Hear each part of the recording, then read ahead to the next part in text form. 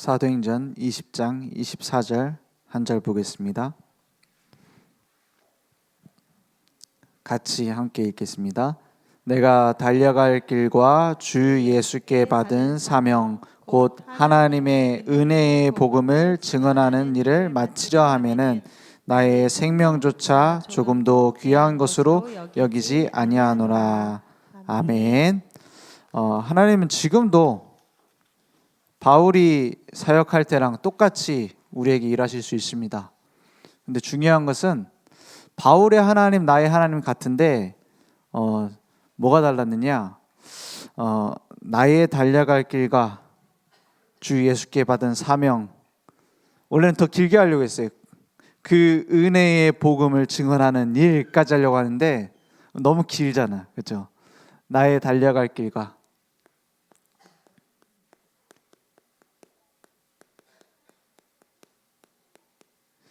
이거는 막 젊은 혈기로 하는 말이 아닙니다. 그죠? 바울은 이제 산전수전 공중전 다 겪었어요. 그런데도 뭐라고 해요? 나의 달려갈 길이라고 해요. 누구한테 받은 사명이요? 주 예수께 받은 사명. 오늘 이것을 지금 말씀의 흐름 속에서 우리가 쭉 확인을 해야 됩니다. 하나님께서는 지금도 살아계시기 때문에 똑같이 일하실 수 있는데 중요한 건 뭐냐? 내가 이것을 발견했느냐 못했느냐, 발견했다면 어느 정도로 붙잡고 있느냐, 거기에 따라서 응답이 오게 돼 있죠. 이제 3월 31일 부활절을 준비하면서 우리 전도 캠프도 하고 집중훈련도 하고 합니다. 여기서 중요한 게 뭐냐면 내가 얼마나 집중을 잘하고 내가 얼마나 기도를 많이 하고 내가 기도 수첩을 어떻게 하고 예배를 어떻게 드리고 보다 중요한 것이 의미를 발견하는 겁니다. 하나님이 나를 구원하신 의미부터 발견해야 돼요. 하나님이 나를 사용하시는 의미부터 발견해야 돼요. 그래서 나에 대한 의미를 발견하는 걸 보고 우리는 이렇게 단어를 쓰죠. 정체성이라고. 훈련을 왜 합니까? 캠프는 왜 합니까? 이걸 발견하도록 하는 거예요. 정체성. 아무리 열심히 따라다니고 아무리 열심히 훈련받고 다녀도 이게 발견 안 되면 다 놓치는 겁니다. 어떤 정체성이요? 하나님의 자녀라는 정체성. 영접하는 자, 곧 그 이름을 믿는 자들에게는 하나님의 자녀가 된다고만 하지 않고 하나님의 자녀가 되는 권세를 주셨다 했어요. 그 권세를, 신분과 권세를 사용할 수 있는 나의 정체성. 소방관이 정체성을 잃으면 그 동네는 전부 다 재앙지대가 돼버립니다. 경찰관이 정체성을 잃어버려서 막 도도하고 친하게 지내고 이제 오히려 범인 안 잡고 이러면 어떻게 돼요? 나 다칠까봐 못 가 이러면 어떻게 돼요? 그럼 완전히 도둑놈 속을 대는 거예요. 어떤 기사에 이 영상이 나오더라고요. 뉴스 어떤 짤막한 영상이 나오는데 뭐냐, 그 남편하고 같이 차를 타고 가고 있었는데 터널에서 앞에서 사고가 난 거예요. 사고가 나니까는 이 남편이 뭐 하는 사람이냐? 소방관이라. 지금 근무 서는 시간이 아닌데 뭐 장비 같은 것도 아무것도 없죠. 이제 같이 어디 가다가 터널에서 사고 난 거예요. 야, 불 났다. 내가 간다. 하고 딱 내려가고 딱 가가지고 불 끄러 가는 거예요. 뭐냐? 내 정체성입니다. 그러니까 막 아내는 가지 말라고 막 그러는 거예요. 위험하니까. 뭐 장비를 한 것도 아니고. 내가 소방관인데 이걸 가만두면 안 된다는 거예요. 그렇죠? 그게 정체성입니다. 하나님의 자녀라는 정체성. 그리고 우리를 부르신 전도자라는 정체성을 회복하는 게 훈련의 이유고 캠프하는 이유입니다. 막 전도 캠프 작년에도 하고 막 했죠. 어떤 때는 막 응답이 있는 것 같을 때도 있고 어떤 때는 응답이 없는 것 같은 것처럼 보일 때도 있어요. 근데 거기에 더 중요한 응답이 있는데 사람들은 보통은 보이는 걸 찾기 위해서 막 하잖아요. 그래서 몇 명 영접하고 몇 명 뭐 누가 교회에 연결되어지고 나중에 지나고 보면은 중요한 건 뭐냐? 이게 남아요. 뭐냐? 내가 이 생명운동을 내 현장에서 해야겠다. 이게 캠프하는 이유입니다. 전도 캠프에서 막 다락방 한 군데씩 세우고 막 10군데씩 세우고 지교회 하나씩 세우고 그걸 하는 이유가 뭐냐면 정체성을 회복하는 겁니다. 내 신분과 권세를 가지고 하나님의 자녀라는 정체성, 내가 전도자라는 정체성을 찾는 거예요. 그러면 그때는 막 열심히 나가고 하는 게 아니라 30배, 60배, 100배가 저절로 돼요. 그 맛을 아는 사람은 막 전도 캠프 해가지고 막 응답 많이 받다 그것보다 더 중요한 걸 봅니다. 이제 어떤 현장이 30배, 60배, 100배가 준비되어 있을까? 그때부터 시작이에요. 캠프하고 끝이 아니라. 그죠? 내가 있는 현장에서 이 운동을 계속해야겠다. 이 정체성이 남는 겁니다.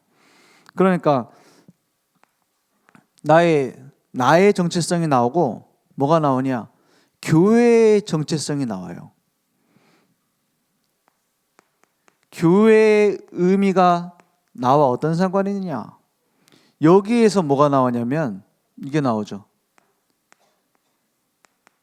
이면 계약이 나오는 겁니다. 그래서 어떤 사람은 동역자로, 어떤 사람은 식주인으로, 어떤 사람은 사랑하는 자로, 어떤 사람은 친척이라고 그러고. 내가 교회에서 쓰임 받을 수 있는 이면 계약을 찾는 거예요. 기도만 해도 됩니다. 중요한 건 뭐냐?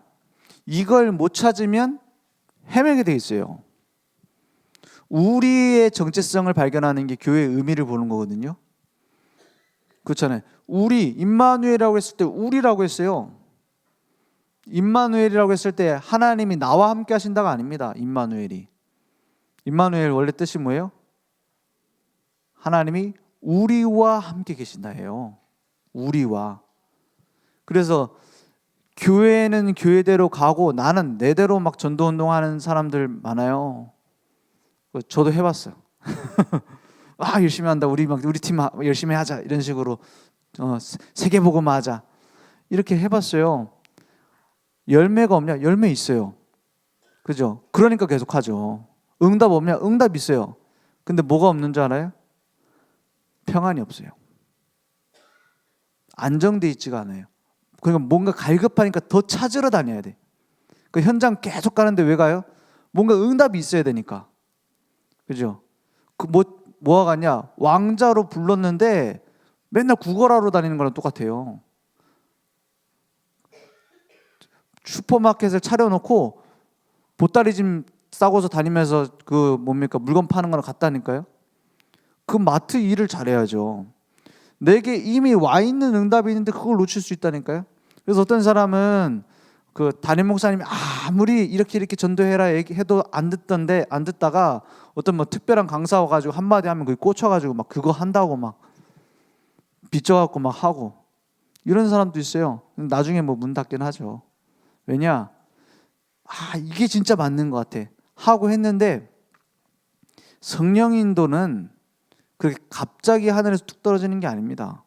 성령 인도는 뭐냐? 하나님이 교회와 우리와 함께 하시면서 전체를 합쳐서 하나님 계획을 이루시는 거예요. 그죠? 그러니까 교회에 정착이 안 되고 자꾸 흔들린다. 이걸 못 발견하세요. 의미. 그래서 어떤 지역교회에 딱 소속돼야 된다. 혹은 어떤 사람은 계속 이제 이사 다녀야 되는 경우도 있고 그런 상황도 있죠. 제일 더 중요하게 생각해야 돼요. 교회에 대해서. 교회에서 나는 어떤 전도자로 쓰임 받을 것인가? 아무리 무능해도 있습니다. 아무리 나이 많아도 있습니다. 아무리 연약해도 있습니다. 그래서 예수님이 핏값 주고 산 뭐라 그래요? 교회라고 말하잖아요. 교회를 보고 예수님의 몸된 교회다 이렇게 말해요. 그만큼 중요한 거예요. 그죠? 함께 가는 겁니다. 함께 갈 때 뭐가 보이죠? 하나님의 계획이 보여요. 그래서 5인이 팀 지금 짜놨는데 조금 사정에 따라서 어떤 상황에 따라서 난 저기 팀에서 같이 좀 모임을 했으면 좋겠다. 그런 부분도 있습니다. 그런 것들을 충분히 소통을 해야 돼요. 내 마음대로 하는 게 아니라. 왜 그러냐? 지속하려면, 오래 가려면 함께 가야 됩니다. 그래서 하나님은 완벽한 계획을 갖고 계세요. 나의 현장에 하나님은 어떤 의미를 두고 움직이고 계십니까? 이 현장의 의미를 잘 모르면 그런 경우 많아요. 뭐냐, 누가 날 좀 도와주면 좋겠다. 아니면 현장에서 여기는 좀 전도할 수가 없겠다, 포기하는 경우도 있고요. 어떤 사람은 자기가 다니는 직장은 내버려 두고 다른 데 막 가고 현장이라 그래요.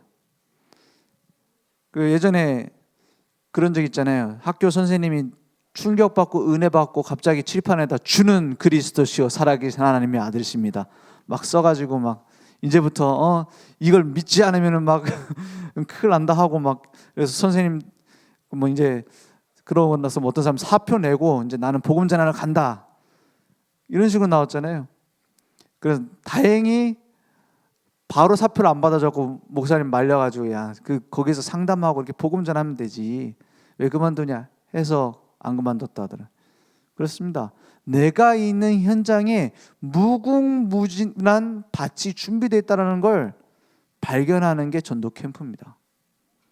내가 있는 현장에 밭이 준비되어 있다니까요.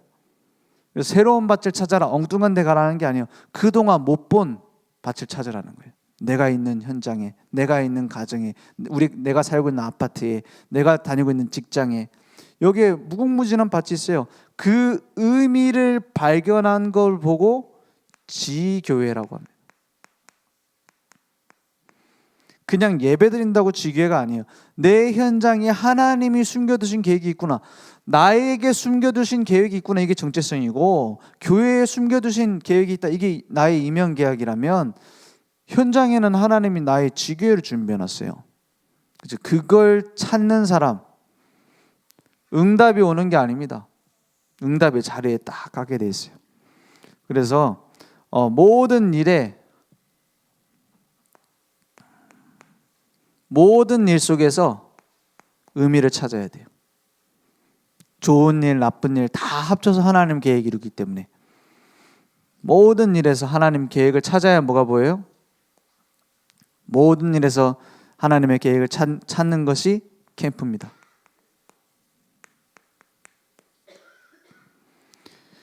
그래서 공부를 하는 게 아니라 공부 속에 하나님의 계획이 무엇일까, 이걸 찾는 게 학업 캠프예요. 그죠? 모든 일 속에서 빛을 비추는 겁니다. 사건 속에서. 지교회 캠프 연결되어 있어요. 현장의 모든 일 속에서 하나님은 함께하고 계신다. 그걸 찾는 거예요. 그걸 두고 성령인도 받는 겁니다.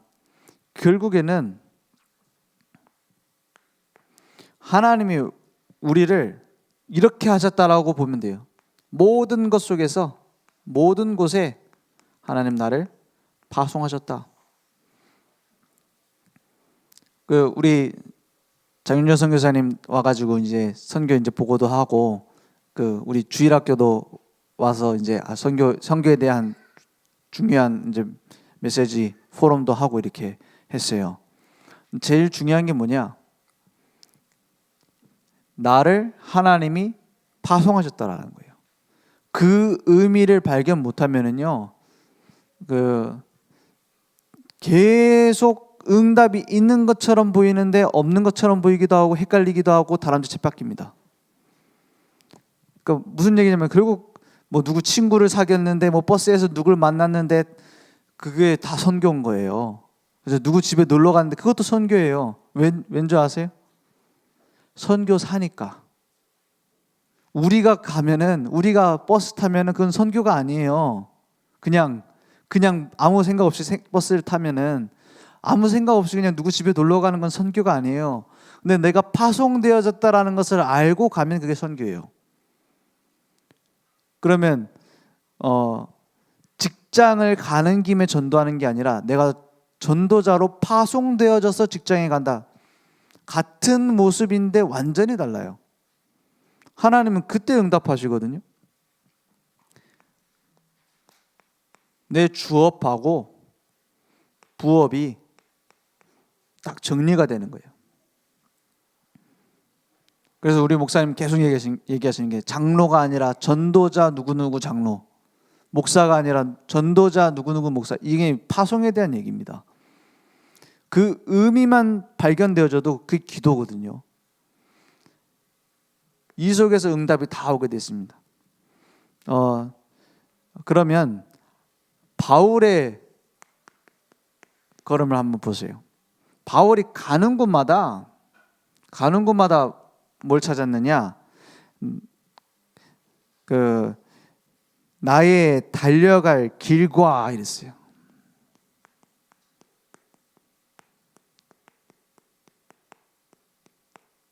나의 달려갈 길을 찾았어요. 바울이 달려온 길, 앞으로 갈 길, 그 속에서 의미를 찾은 겁니다. 바울이 처음부터 하나님의 부르심을 받아서 파송되어졌던 것이 사도행전, 이제 처음으로 이제 바울 팀이 이제 파송된 거죠. 여기에서 의미를 찾은 거예요. 바울이 그냥 기도한 게 아닙니다. 빌립보 지역으로 가야겠다 마음 먹고 간 게 아니에요. 기도하고 있을 때 도저히 아시아로 갈 수 없는 길이 막히니까 빌립보 지역으로 갔어요. 그죠? 근데 거기에 하나님의 숨은 계획이 다 있어요. 그걸 보고 달려가는 겁니다. 거기에서 누굴 만나죠? 루디아라는 제자를 만나죠. 그리고 또 누굴 만나요? 귀신 들린 여종. 여기 또 중요한 일이 생겨버립니다. 사건이 생겨요. 감옥에 가게 됩니다. 왜냐? 여종 고쳤다는 이유로. 그 여종을 통해서 이익을 어떤 사람들이 고발을 해가지고 어디로 갑니까? 감옥으로 가죠. 그 의미를 발견했어요. 그러니까 하나님이 지금 나는 전도하려고 왔는데 이런 일이 생기게 하시는 것은 하나님 계획이 있을 것이다 하고 기다린 거예요. 거기에서 누굴 만나죠? 간수장과 그 집이 다 구원을 받습니다. 이렇게 팀이 딱 구성되어져서 뭐가 됐어요? 지교회가 돼버렸어요. 그 시작이 뭡니까? 어디든지 현장에서 전도부터 하는 게 아니에요. 어디든지 내가 직장에 갔다, 내가 이 직장에서 복음 전해야겠다, 그거부터 하는 게 아니에요. 나의 달려갈 길을 먼저 발견하는 겁니다. 하나님이 준비하신 여정이 어디 있느냐? 그 여정 따라서 응답이 탁탁 쏟아져요. 그러니까 전도자의 삶은 쉬운 것 중에 쉬운 겁니다. 반대로 말하면 어려울 수도 있어요. 진짜 어려울 수도 있어요. 왜냐? 내 마음대로 되는 게 아니거든. 그죠? 내 마음대로 될 일이 아니에요. 하나님이 준비하신 길을 딱 따라가서 가요. 사도행전 17장에 보니까 여기는 데살로니가 교회입니다. 데살로니가 교회 이제 세워질 때에 딱 복음 말씀을 너무나 정확하게 전했어요. 그리스도께서 십자가에 고난 받으셔야 될 것과 부활하셔야 될 이유에 대해서 설명했어요. 그리스도가 왜 필요하냐? 정확하게 전달했어요. 그러니까 헬라인, 막 귀부인 이런 사람들 따라오고요. 많은 사람들이 복음 받고 이제 은혜 받았어요. 그런데 뭐가 옵니까? 핍박이 와요. 그때 야손 같은 제자가 나서서 그 문제를 해결해주고 바울을 이제 피신시켜주죠. 여기서 세워진 교회가 데살로니가 교회입니다. 데살로니가 교회에서 모델적인 응답들이 계속 왔어요. 너무나 순수한 믿음 가운데 뭐가 나오냐? 그 색깔이 믿음의 역사와 사랑의 수고와 소망이 있네. 그래서 지금 우리가 작년부터 해서 계속 데살로니가 교회 받은 응답을 같이 받자. 하나님 이 응답을 준비하셨다 하고 계속 하고 있잖아요. 그 믿음의 역사와 사랑의 수고와 소망의 인내의 색깔을 딱 가지고 있어요. 그러니까 뭐가 나타나죠? 복음의 능력과 성령과 성령 인도받는 큰 확신, 이렇게 열매가 맺어졌어요. 그곳에 세워진 제자들을 확인하기 위해서 보낸 제자가 디모데였습니다. 그래서 올해 주제가 그리스도의 복음을 전하는 하나님의 일꾼들, 이 믿음의 망대를 세울 수 있는, 그들에게 올바른 위로를 줄 수 있는 디모데 같은 제자로 우리를 부르셨다라는 거예요. 뭘 회복해야 돼요? 내가 누구냐를 회복해야 돼요. 제일 중요한 거죠. 그래서 데살로니가 교회가 세워졌어요. 그 뒤에 어디로 갑니까? 베레아도 가고 아덴도 가고 거쳐서 이제 중요한 응답이 있었던 곳이 사도행전 18장에 고린도 교회입니다. 다른 데도 응답이 없었단 말이 아니에요. 중요한 제자들이 일어났느냐 하는 겁니다. 고린도 지역은 항구 도시고 너무나 세상 문화가 가득한 곳이에요. 우리 거의 약간 그냥 강남 스타일로다가 막 이제 뭐 온갖 거 다 있는 그런 데입니다. 그런데 우상 숭배도 너무 심하고요. 경제도 너무 많이 왔다 갔다 하는데 그 안에 올바른 복음 전하는 사람이 없어요. 거기에서 누가 준비되어 있냐? 브리스길라 아굴라 부부가 딱 준비되어 있어요. 여기에 바울팀이 들어간 겁니다. 어디로요? 회당으로. 어디든지 중요하게 회당을 들어갔지만 이때는 브리스길라 아굴라 부부 중요한 제자들과 회당을 목적으로 두고 목표로 두고 딱 들어간 겁니다. 이게 바울이 갔던 걸어가는 길이에요. 그죠?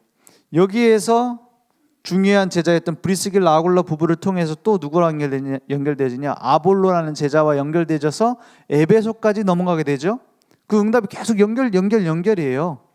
에베소로 가야겠다 이게 아니라 에베소 이미 제자들이 막 준비가 되는 거예요. 그런 아볼로가 막 먼저 가 있게 되고 에베소에 가 있고, 그러니까 또 바울도 그 뒤에 따라가게 되고, 그래서 세워진 게 에베소 지역입니다. 여기 12명의 제자들이 먼저 있었죠. 에베소 지역에 이름은 안 나와 있습니다. 여기에서 회당에서 두란노 서원으로 모이는 제자 훈련들이 진행되는데, 여기에는 아시아 지역에 있는 사람들이 다 모이는 센터가 돼버려요. 그죠? 그래서 주변에 있는 지역까지 다 복음을 듣게 돼요. 그럼 큰 응답 받았잖아요. 그죠? 여기에서 나온 바울의 말이 뭐냐면 내가 로마도 보아야 하리라 했어요. 중요한 이유가 있습니다. 왜냐? 모든 문화와 종교가 모이는 곳 로마, 모든 경제가 모이는 곳 로마, 모든 사람이 모이는 곳 로마. 아시아라는 센터에서 딱 봤을 때 로마도 이 복음 운동을 해야 되겠구나. 그리고 확신이 있었어요. 하나님이 지금까지 인도해 오셨던 게 분명하니까. 그래서 마지막 전도 캠프로 로마를 향한 캠프를 떠난 겁니다. 그러니까 이걸 전체를 한번 보세요. 하나님이 완벽하게 내 생각 내 계획대로가 아니라 완벽하게 준비해 놓고 인도해 가시잖아요. 그걸 우리는 발견하고 있느냐? 그게 신앙생활입니다. 신앙생활, 내가 계획하고 내가 만들고 내가 한 대로 되는 게 아니에요. 하나님이 만드시고 하나님이 이끌어서 하나님 계획대로 만듭니다. 그래서 교회에서 제일 조심할 게 있다면 세상의 방법을 가지고 일을 진행하는 거예요. 세상의 방법. 그게 더 체계적인 것 같고 더 올바른 것 같아 보일지라도 그렇게 하면 안 돼요. 그러면 세상의 방법 아닌 건 도대체 뭡니까? 나는 나의 여정을 발견하면 돼요. 그죠? 내게 맡기신 일을, 내가 해야 될 일을 기도하면서 인도받으면 돼요. 그게 답니다. 그러니까 주 예수께 받은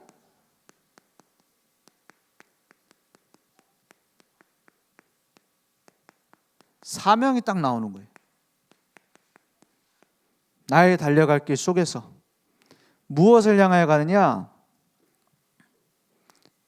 반드시 복음화해야 될 모든 문화, 경제, 정치의 핵심 지역, 그게 바울이 봤던 로마입니다. 이 길을 가기 위해서 죄수로 가는 게 편해요. 그죠? 그리고 법정에 서는 게 제일 빨라요. 그걸 알았기 때문에 고생길, 고난의 길 상관없어요. 왜냐? 진정한 행복을 이미 찾았기 때문에. 나의 로마를 발견한 겁니다. 바울은 그야 말대로 그냥 그대로 로마를 발견한 거고, 우리도 나의 로마를 발견해야 돼요. 내가 진짜로 주 예수께 받은 사명이 무엇일까? 무엇을 위해 살아야 될 것인가? 그 답을 그냥 내가 짜내서 만드는 게 아니라 하나님 주신 걸 발견해야 돼요. 그러니까 주 예수께 받은 사명, 이 문화, 경제, 정치의 핵심 지역 로마만 본 게 아닙니다. 뭘 봤느냐? 이걸 봤어요. 후대입니다. 로마를 가야 되는 제일 중요한 이유, 후대 때문에. 그죠? 제일 중요한 이유입니다.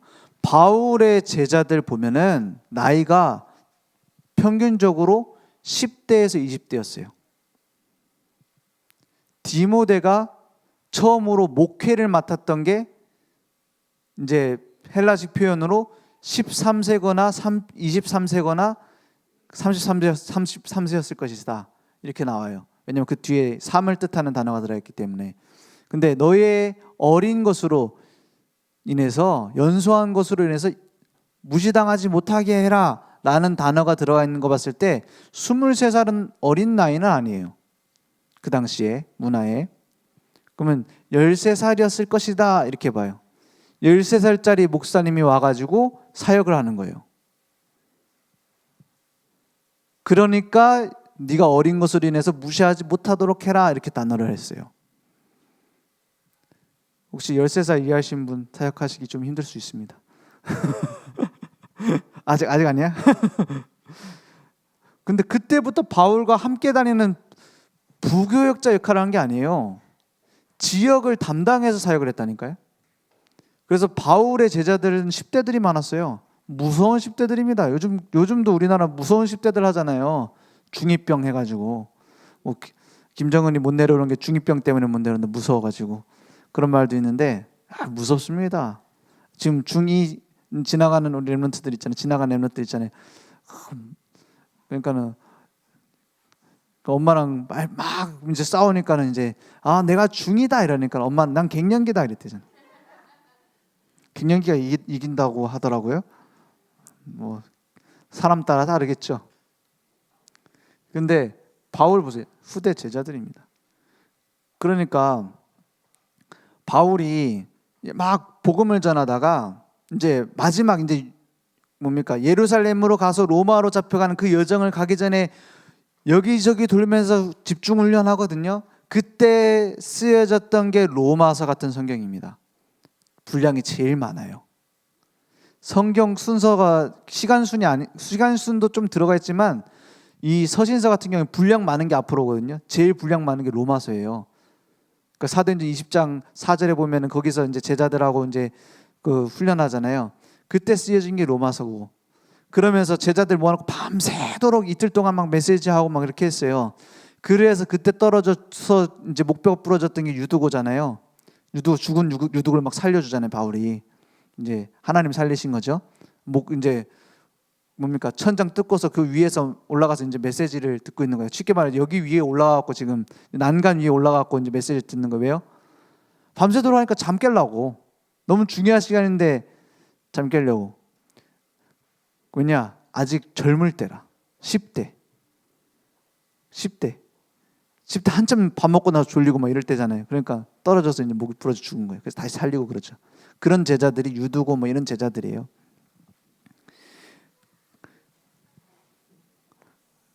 후대를 세우는 것보다 중요한 일이 있습니까? 교회를 살리지 않으면 후대를 살릴 수가 없어요. 그래서 인간적으로 봤을 때도 교회는 너무나 중요한 거예요. 영적으로 봤을 때는 뭐 당연한 거고요. 그죠? 올바른 교육을 교회에서 해줘야 돼요. 학교에서 합니까? 우리 교회는 뭐 학교 선생님이 안 계시잖아요. 그죠? 지금 학교 선생님 안 계신데 학교 선생님 교회 그 물어보면은 저도 이제 뭐 사범대 나오고 이렇게 했잖아요. 막 제 아는 사람 중에서 선생님도 하고 막 그래요. 근데 희망이 없어요, 학교에. 교사들이 하는 말이에요. 학교에는 소망이 없다고. 학교 교육으로는 우리나라 안 된다고. 그렇게 말해요. 아무 뭐 인성이고 뭐 실력이고 아무것도 학교에서 해줄 수가 없어요. 교회에서 해야 됩니다. 진짜 교육은 교회에서 해야 돼요. 그래서 금토일 시대 얘기를 하는 거예요. 왜냐? 다른 방법이 없으니까. 다른 길이 없으니까.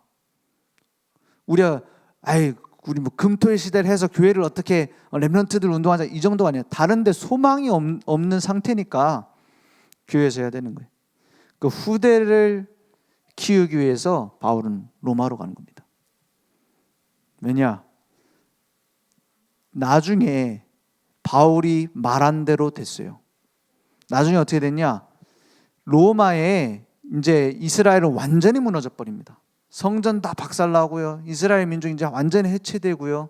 디도 장군이 와가지고 이제 다 박살내는데 그때 마지막에 그 랍비가 어떻게 합니까? 무덤 그 뭡니까? 관 속으로 들어가잖아요. 관 속으로 들어가고 이제 사람 이제 장군을 만나려 디도 장군을 만나려고 그 관을 메고 막 울면서 가는데 이게 무슨 행차냐 하니까는 이제 죽은 사람이 문 열어주고 이제 장군 앞에 갔을 때 관 뚜껑이 펑 열리면서 장군께 부탁할 게 있어서 왔습니다. 이렇게 안 하면 못 만나니까는 나왔습니다 하잖아요. 이게 실제 있는 얘기잖아요. 그리고 나서 뭐라 해요? 다른 건 다 없애도 괜찮다.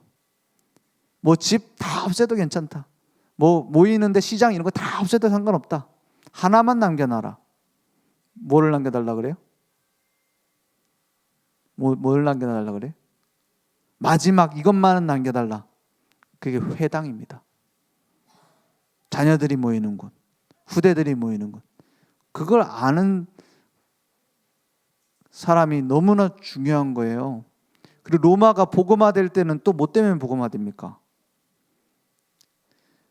예전에는 페다고지라고 해가지고 그 교육이라는 단어가 페다고지라는 단어에서 나왔잖아요. 원래는 노예라는 뜻이에요. 아이들 이제 그 로마에는 귀족들이나 이런 사람들이 일 안 해도 돈 얼마나 많습니까? 막 노예 부려갖고 다 하는데, 그러니까는 할 게 없으니까 일할 것도 없지. 그러니까는 심심하니까는 맨날 나가갖고 막 이제 막 엉뚱한 짓 하고 막 이렇게 돌아다녀요. 부모들이 자식들 안 보고. 자식들 누구한테 맡겨놔요? 노예한테 맡겨놓은 거예요. 그래서 거기서 페다고지라는 말이 나온 거예요. 그죠? 노예인 그리스도인이 그 자녀들에게 싹 복음을 전한 겁니다. 그래서 이 그리스도교 복음 전하는 이 사람들을 보고 노예 종교다 이렇게 비웃었어요. 로마에서는. 근데 당장 100년, 200년 지나니까 어떻게 돼버려요? 많은 귀족들, 왕족들이 예수 믿게 됩니다. 그 노예들이 전한 복음 때문에. 그죠? 그래서 판세를 뒤집어 버리잖아요. 복음을 중요하게 생각할수록 후대는 중요합니다. 내 후대에 대한 마음이 안 품어진다. 복음의 은혜의 보좌 앞에 나아가면 너무나 중요하다는 게 보여요. 복음으로 올바로 전달해야 하기 때문에. 그게 후대입니다.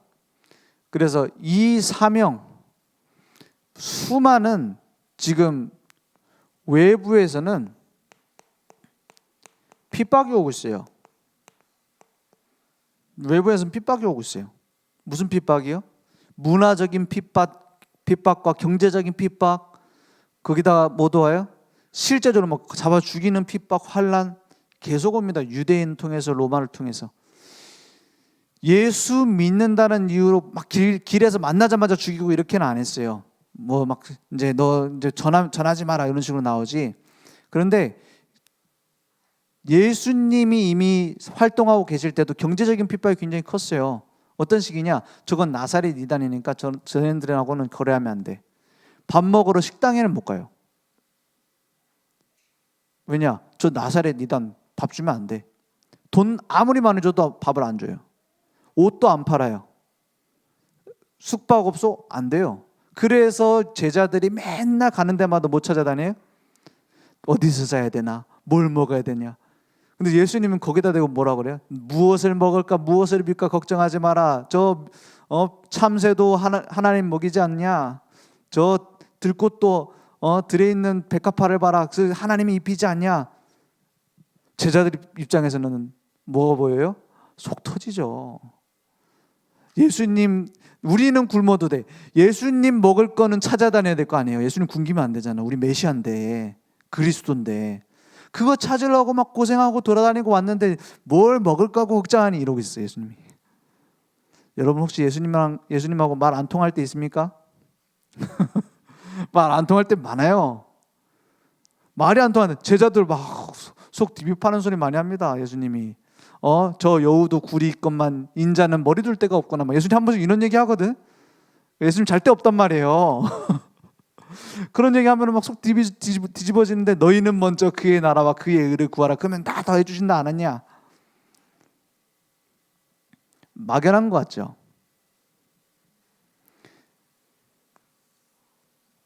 지금보다 훨씬 심할 때입니다.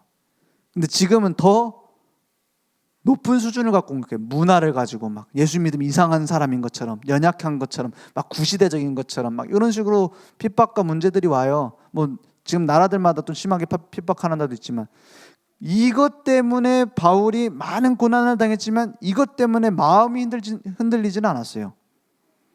그죠? 바울을 더 슬프게 만들었던 건 뭐냐?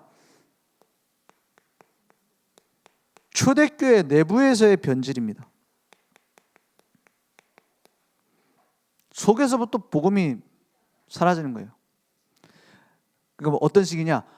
뭐 다 예수 믿는 거고 다 복음 있으니까 좀 행실 똑바로 된 거를 좀 목회자 세워야 되는 거 아니냐? 이런 식으로 나왔어요. 그래서 로마가 암흑기로 들어간 거예요. 그래서 복음 아닌 걸 자꾸 얘기하기 시작한 거예요. 왜? 더 인간적으로 봤을 때 맞는 말이니까. 제일 복음을 이길 수 있었던, 복음 이길 수 있는 게 세상에 어디 있습니까? 복음을 이길 수 있는 능력은 없어요. 근데 복음이 없어졌어요. 왜죠? 사단이 하는 이 전략 때문에 옳은 말로 복음보다 더 좋은 걸 붙잡게 만드는 거예요. 항상 그랬습니다. 시대마다. 그러니까 주로 좋은 행위 이런 걸로. 행위를 잘할수록 좋죠. 그렇지 않습니까? 막 방탕하게 돌아다니는 것보다 바른 생활이 훨씬 낫잖아요. 그게 복음의 기준은 아닌데 자꾸 변질돼 버려요. 내부가 변질돼요. 올바른 순수한 복음이 아니라 복음은 있으니까 뭘 하자. 이것이 사단의 승리했던 전략입니다. 사단이 이겼던. 여기에서 바울은 뭘 봤을까요? 둘러싸여 있는 바울은 탈출구를 본 게 아닙니다. 다음 세대에 이러다가는 안 된다는 걸 봤어요. 그래서 어디로 간 거예요? 로마로 간 겁니다. 전 세계 정치, 문화, 경제를 움직일 수 있는 그곳에 올바른 후대를 세우지 않으면 복음 이미 변질되고 있어요. 바울이 이 선교 보고를 쭉 가지고서 선교했던 응답을 쭉 가지고서 초대교회 가서 막 응답 이렇게 전달하니까는 초대교회입니다. 예루살렘 교회에서 반응이 당장 뭐예요? 예루살렘 교회, 그래 감사하다. 그런데 니네 그동안 안식일 제대로 안 지켰지. 이렇게 말하는 거예요. 그래 네가 몇 년 동안 선교하느라 고생했다. 몇 년 동안 그러면 넌 6월절 한 번도 안 지켰지. 그러니까 너는 결례를 행하라. 결례가 뭐예요? 정결 예식입니다. 더러운 걸 씻으라는 거예요. 그래서 시키는 대로 해요. 바울과 막 제자들을 데리고 막 정결 예식을 행해요. 그게 맞는 거예요? 만약에 바울이 이건 복음 아니잖아. 우리가 복음 전하는 그게 6월절 축복이지. 우리가 올바른 복음 받고 성령의 역사 따라간 그게 오순절이지. 이래야 될 거 아닙니까? 그래 하자는 대로 해요. 왜냐? 초대교회, 그러니까 예루살렘 교회죠. 원래는 베드로가 중심되어 있었는데 나중에 그 중심이 야고보로 옮겨갑니다. 베드로는 이제 나중에 선교를 나가게 되죠. 야고보는 예수님의 동생이라는 이유로 사실은 중요한 제자 역할을 맡게 돼요. 예수님과 동행하지 않았지만, 공생애하지 않았지만. 그러니까 사상은 안 바뀌었는데 우리 형님이 보니까는 메시아거든. 부활했거든. 3년 동안 공생애 같이 하면서 막 각인 뿌리 체질 바꾸는 메시지는 안 들었는데 자기 유대인적인 체질은 그대로 있는데 우리 형님이 예수님이라, 그리스도라. 그래서 야고보가 그런 자리에 올라가면서부터 뭐가 득세를 했냐? 율법주의자들이 초대교회를 장악을 했어요. 언제요? 이미 사도행전 20장 이때부터. 바울이 죽고 베드로가 죽고 난 뒤가 아닙니다. 시퍼렇게 살아있을 때 초대교회 변질이 이미 되고 있었어요. 그게 주류가 돼버렸어요. 그러니까 정결 예식 행하자니까는 막 따라하고 성전 주변에 있다가 그 이방인 제자와 함께 있었다는 이유로 오늘 말씀해 보니까 재판을 받죠. 그때 초대교회가 나와서 변호를 안 해줍니다. 변호를 안 해줘요. 그 말은 무슨 말이죠?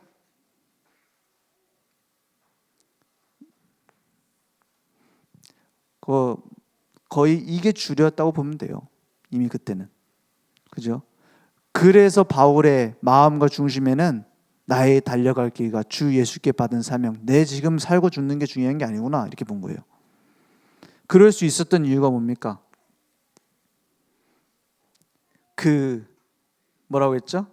20장 24절에 그 사명 곧 하나님의 은혜의 복음을 했어요.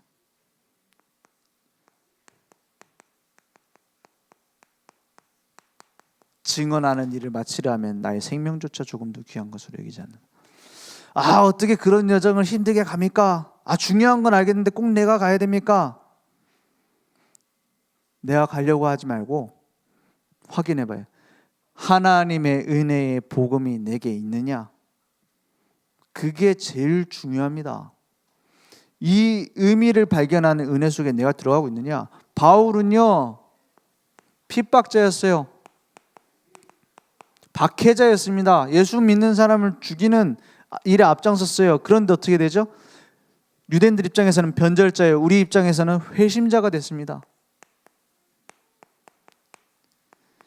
이걸 보고 뭐라고 하냐? 내가 죄인 중에 괴수고 내가 만삭되지 못한 자로 태어난 거 마찬가지고, 그런데 고린도전서 15장 10절에 보니까 뭐래요? 나의 나된 것은 다 하나님의 은혜다 그랬어요. 모든 사도들보다 더 수고하였으나 그 모든 것이 된 것은 하나님의 은혜다, 이렇게 말해요. 그죠? 전도자가 됐습니다. 여러분, 무엇으로 기쁩니까? 사업했는데 이익이 많이 나서 기쁩니까?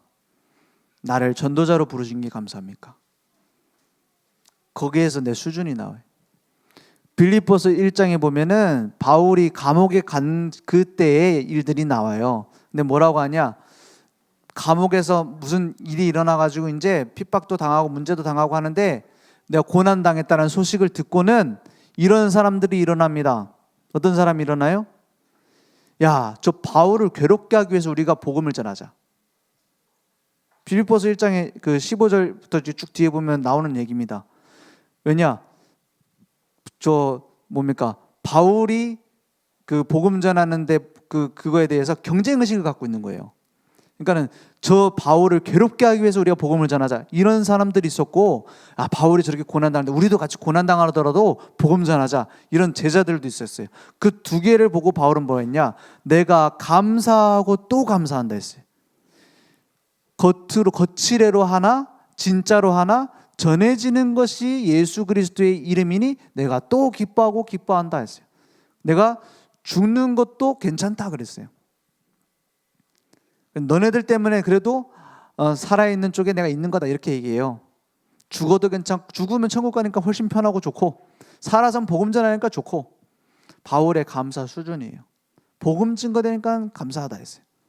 우리로 치면 막 다른 교회에서 와갖고 막 여기서 막 캠프하면서 막 저 늘 좋은 개를 괴롭혀야겠다, 이런 식으로 못되게 구는 사람들이 있었단 말이에요. 그거에 대해서도 감사했어요. 왜? 그리스도가 증거되니까. 이게 바울의 중심이었어요. 왜냐? 은혜 받은 사람, 무엇으로 은혜 받았습니까? 오늘 우리는 여기에서 끝내야 됩니다. 뭐에서 끝내냐? 복음으로 끝내요. 오직 복음으로 끝내요. 예수님이 말씀했습니다. 요한복음 19장 30절 다 이루었다.